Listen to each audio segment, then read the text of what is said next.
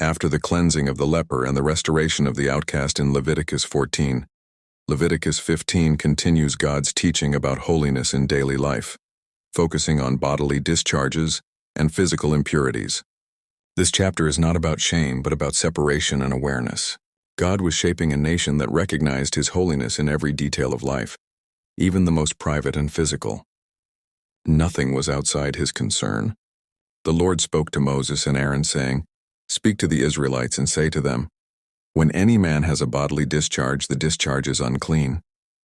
The passage then details various kinds of bodily discharges, from chronic illness to normal biological functions, and how they affected a person's ceremonial cleanness. Each case had specific rules for washing, waiting, and offering, not to punish the person but to protect the community and preserve the sanctity of God's dwelling. For men, any continual discharge from the body rendered them unclean. Anything they touched, a bed, seat, or garment, became unclean as well. Anyone who touched those things also became unclean, and had to wash and wait until evening.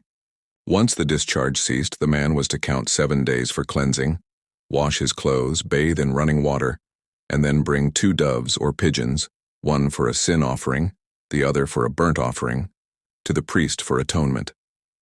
The same principles applied to women. During their monthly period, they were ceremonially unclean for 7 days, and anything they touched or lay upon became unclean. Whoever touched those things also became unclean until evening. If bleeding continued beyond the normal time, a flowing discharge, she was to be treated like one who had a continual issue of blood. When it stopped, she counted 7 days, washed, and offered 2 birds for cleansing. The repetition of washing, waiting, and offering teaches a simple but profound truth. God's holiness requires awareness, not perfection. These laws were not about sin, but about sacred rhythm, reminders that human frailty and divine purity cannot casually mix. Every washing and every waiting day reminded Israel that God is holy, and approaching Him requires preparation and purity. Physical impurity represented a deeper spiritual reality.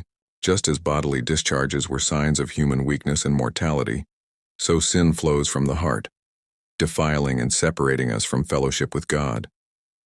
But as with the laws of leprosy, God also provided a way back, through washing, sacrifice, and waiting. For us today, these physical laws are no longer binding under the new covenant, but their message still stands. God calls His people to cleanliness of life and heart.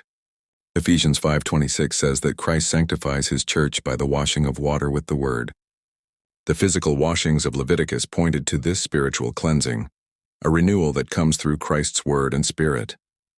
In Mark 5, we see the fulfillment of this truth in the story of the woman with the issue of blood. According to Leviticus 15, she was unclean and should have stayed away from others.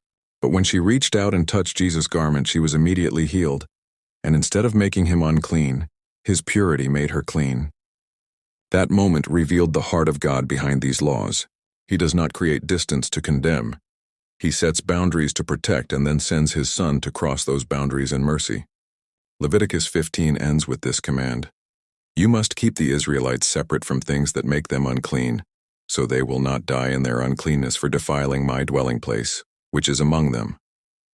God's presence in their midst was a gift too sacred to be approached carelessly. His laws were not burdens but blessings, teaching His people that holiness and life flow from Him alone. Leviticus 15 reminds us that every detail of our lives, even the private and physical, is known to God and can be lived in His holiness.